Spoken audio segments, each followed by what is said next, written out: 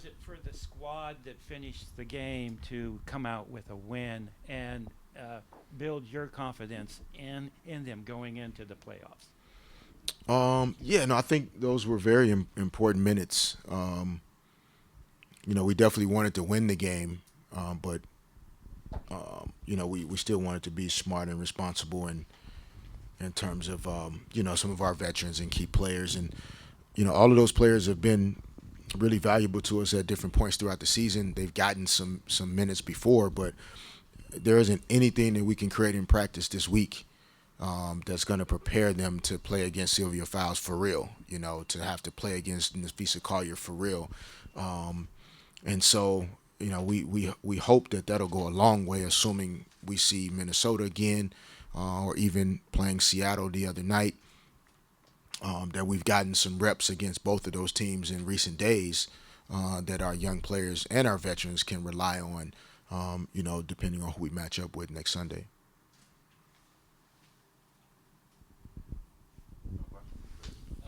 Derek, you might not be able to have an answer for this, but have you thought about your postseason rotation and whether you're going to shorten it up at all now that you're in, especially in a single elimination game, or do you think you're going to continue to run with 9, 10, 11 person rotation? Yeah, I mean, each game will kind of dictate different things. Like tonight, Kalani's size against Fouls, we felt like would be, a good look compared to, let's say, playing Maria a little bit more. So, we do think that depending on the matchup, it could vary. It could still be a 8, 9, 10 type of thing, but maybe just shorter minutes. It's important to, for example, if you have a player with 2 fouls at the end of a half, you need to get somebody in for a minute and 27 seconds to keep her from picking up a third one. Chelsea, for example, who's played almost the whole game a lot of nights, if you can still, the last 51 seconds of a quarter plus the timeout in between the quarter, maybe the first minute of the fourth quarter, even though that's only like 2 minutes of game time, that's 8 to 10 minutes of rest. So you could still see 8, 9, 10, 11 players get in the game. It just will, vary, I think, in terms of the number of minutes for each player. Coach, with it being single game elimination and every possession is heightened, how do you avoid, I guess, starting slow? That's a great question. I think it's as much mental as it is physical. I think for our team,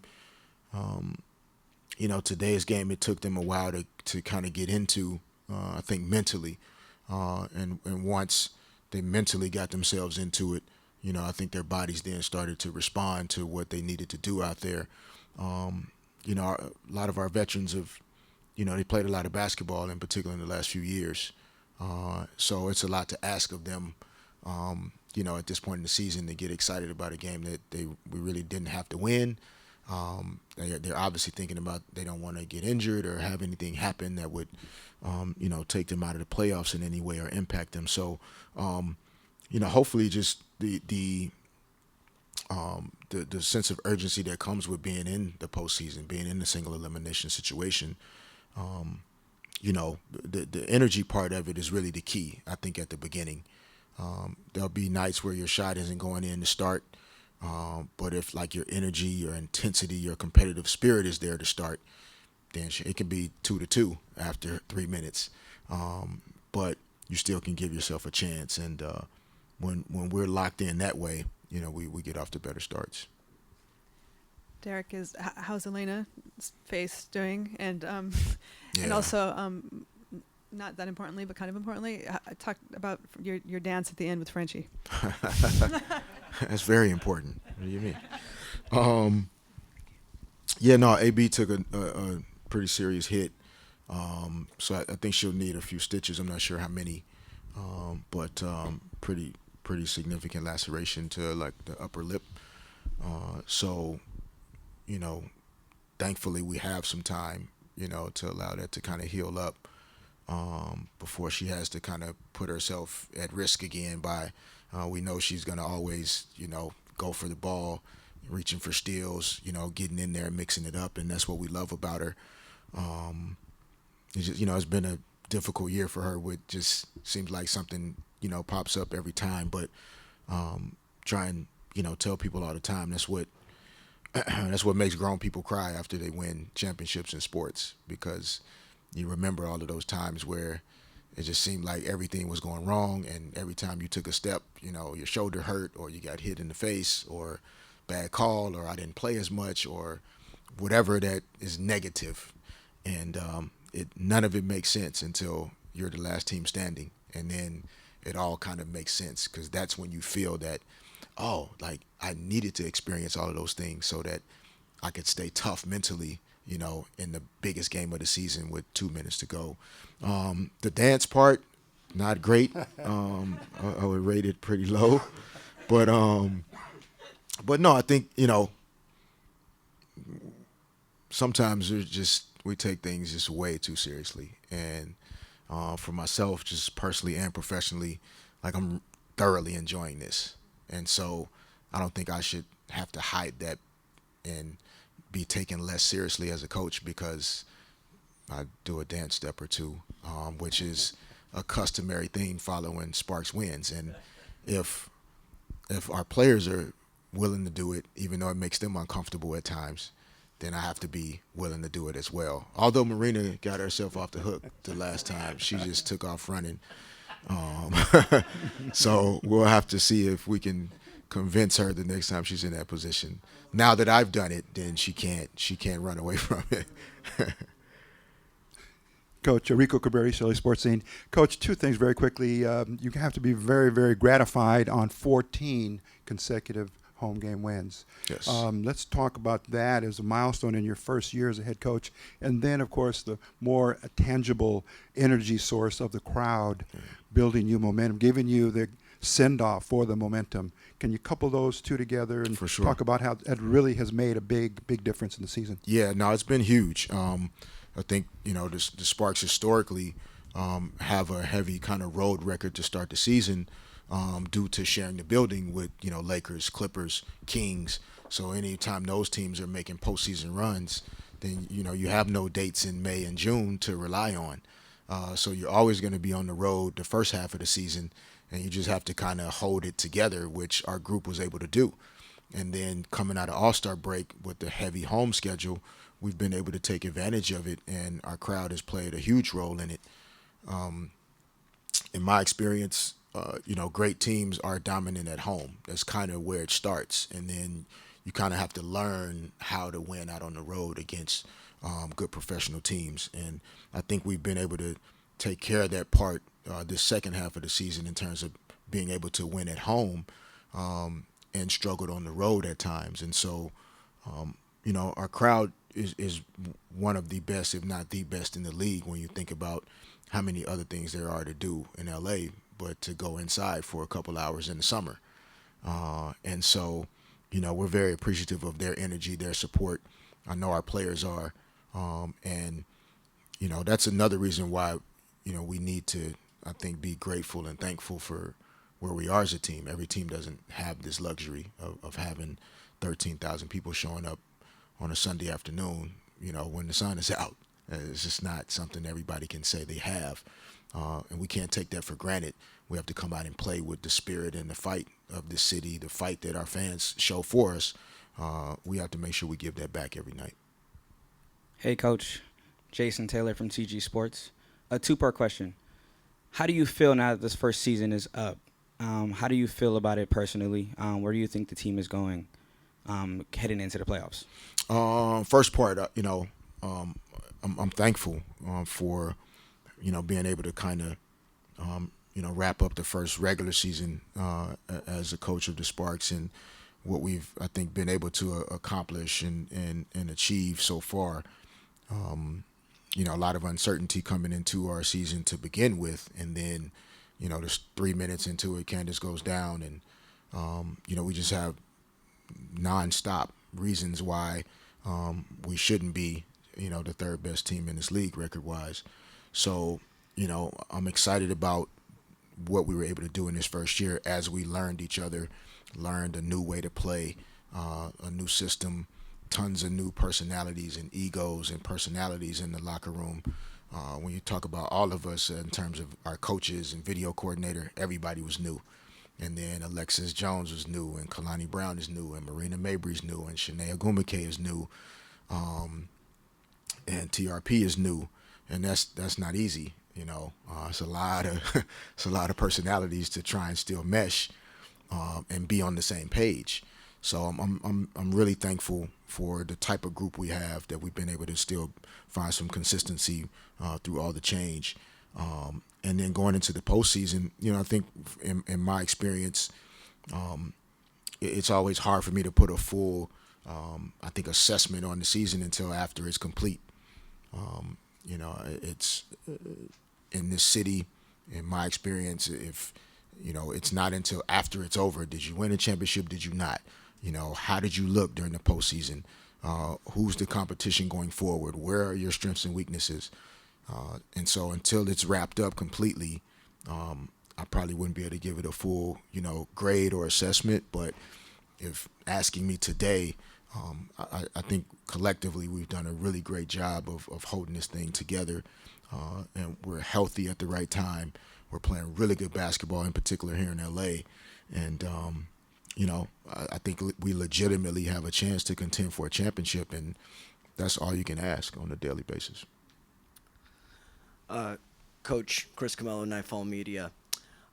You played on a lot of big stages in your career. You practically lived in the postseason. How excited are you going in a different league and now in a different role, instead of the point guard for Lakers, now as the head coach of the LA Sparks? Yeah, I'm excited, man. I haven't, like you said, been in this position before in the W. Single elimination is a different experience and will be a different experience. But I'm genuinely excited. Like I'm not out there anymore, but I still love to compete. I still love to figure out, what are the buttons to push to try to help the team that I'm on win. That's what I go to sleep and wake up thinking about every day. Is what more can we do to help our group?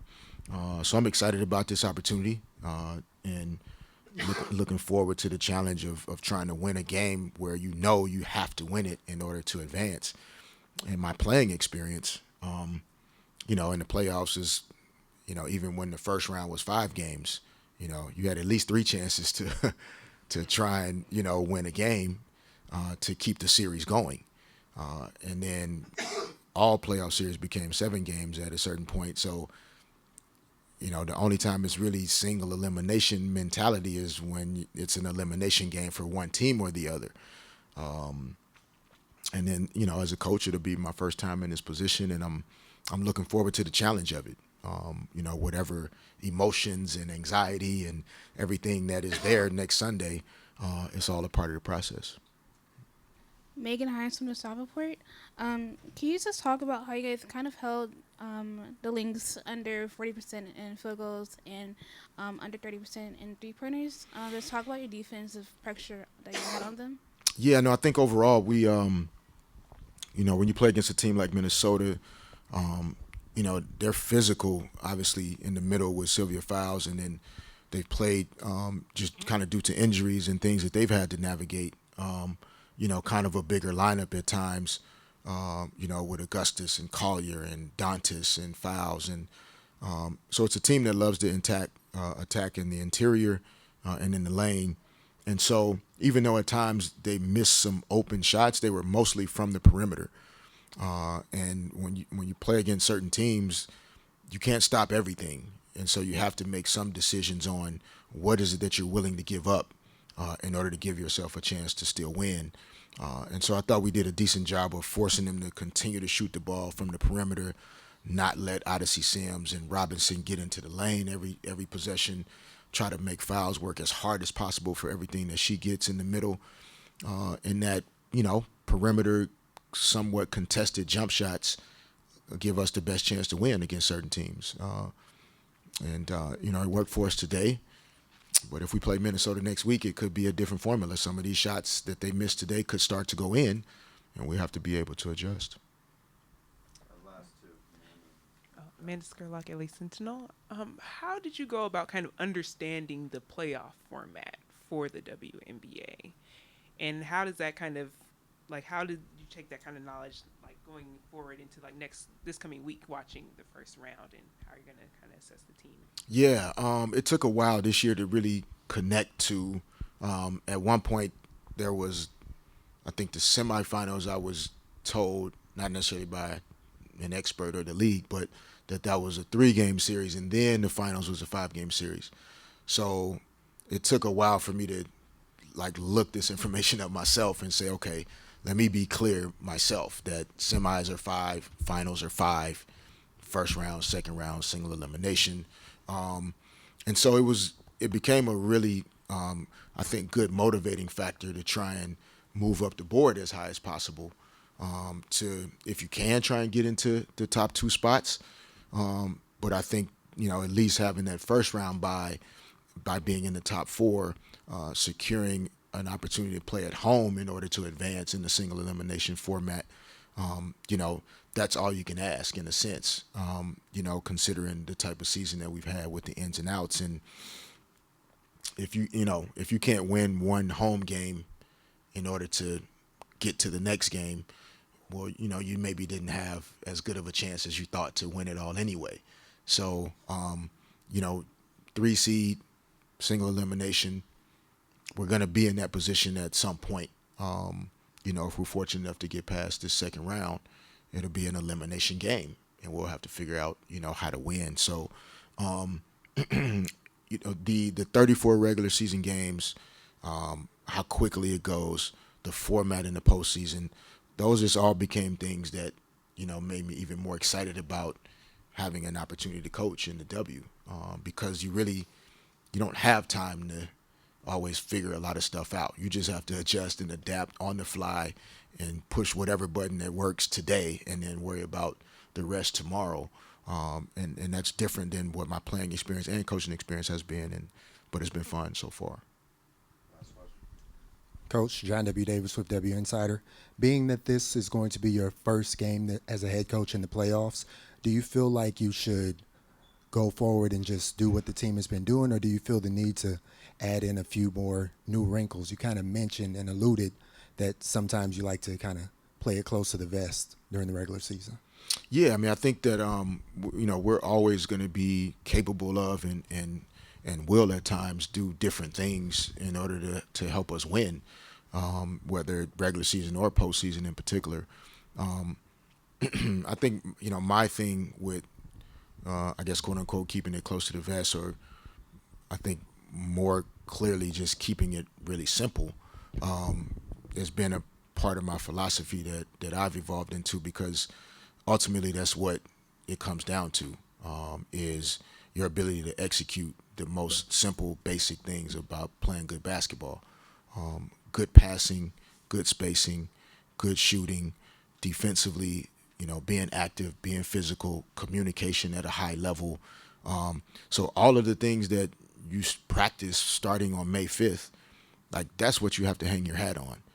If one play in the third quarter of a playoff game that you call out of a timeout, that's not what gets you the trophy. It may look that way on TV. People may think that, but ask every coach that's ever won a championship if his or her magical play out of a timeout is why they think they won the championship that year. Go ahead. I'll wait. The answer won't be it's about them. Good coaches and good leaders always empower those that actually are the ones out there, and it's up to them to win and make it happen. And that's part of the gratification of the job, is that you don't have to be the one that gets the credit for what happens out there. The players are supposed to get the credit. So I just believe in focusing on the very small basic things that when you come out of a timeout on the defensive end, for example, if we don't communicate with each other and we execute a switch poorly because I didn't tell you to switch, instead of me assuming that, I have to tell you what I need you to do. And during the course of the regular season, that's what you're supposed to be becoming like the best in the world at, is communicating clearly to your teammate. That's what helps you win. It's not, you don't need a new defensive scheme for me to tell you to switch. But time and time again, what you see a lot of times in the postseason is two people go to one and one person ends up wide open. And it wasn't because they're confused about the play being a magical play. They just didn't communicate what they wanted to have happen. Maybe that's the anxiety, the nervousness. Oftentimes it's self-preservation because you don't want to be the one that made the mistake. So then you just go do something because you don't want to be the one to mess up, but you didn't tell your teammate that that's what you were thinking. So that's just my firm belief. With all that being said, yes, there will be times where we come out of a timeout and we do some things a little different than what we've done thus far. All right. Appreciate it. Okay, and that'll do it for this edition of East LA Sports. And as we cover the LA Sparks and the WNBA coming here right from the home of the LA Sparks, Los Angeles Staples Center, also home to the LA Lakers and the LA Clippers. But more importantly, we're focusing on the LA Sparks because they have finished their season. They come away with the third seed overall in the WNBA playoffs, and they will have a first-round bye. But tonight, or today actually, the Fan Appreciation Day for the LA Sparks as they close out their regular season with a very, very big win over the Minnesota Lynx. That gives them a week off, and then they come back next Sunday right here, 12 o'clock tip-off against the winner to be determined. We'll have to follow them during the week of this playoff series that's coming up. And that will do it. The final score here, 77-68. The LA Sparks come out on top. A tremendous team victory. Everyone contributed and did all that they could to secure the home court victory. Number 14 in a row. Another milestone for head coach Derek Fisher in his first year as a head coach of the LA Sparks. So for Eric Sarney doing all of our direction of photography and videography, and yours truly, Rico Cabrera, doing the writing and the post-game interviews, and doing all of the things that bring everything together for you, our viewers on East LA Sports Scene. Thanks for watching, and as we always say, be careful, be safe, but more importantly, be back for our next edition of East LA Sports Scene as we cover many, many sports activities here in Southern California, East Los Angeles, and beyond. So take care, and we will see you again very, very soon.